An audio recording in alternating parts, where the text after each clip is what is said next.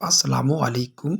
ہم جب بازار سے چائے کی پتی، کالی مرچ یا لال مرچ خرید کر لاتے ہیں تو ہمیں پتہ چلتا ہے کہ یہ چیز اصلی کی جگہ نقلی مل گئی ہے، کیونکہ ان تینوں چیزوں کی نقل بہت آسانی سے مل جاتی ہے۔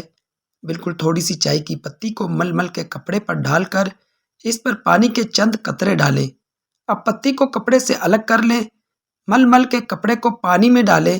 اگر تو پتی کا رنگ فوری طور پر کپڑے سے ختم ہو جاتا ہے تو سمجھ لیں کہ پتی اصلی ہے، ورنہ سمجھ جائیں آپ نقلی پتی استعمال کر رہے ہیں۔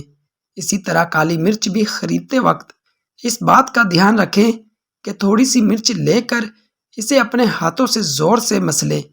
اگر تو وہ جلدی ٹوٹ جاتی ہے تو سمجھ لیں کہ یہ کالی مرچ اصلی نہیں ہے، اور اگر یہ مسلنے سے نہیں ٹوٹتی تو پھر کالی مرچ بالکل اصلی ہے۔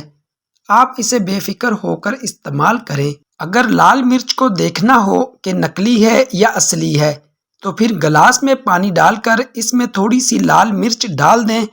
اب اس لال مرچ کو ہاتھ میں لے کر رگڑیں۔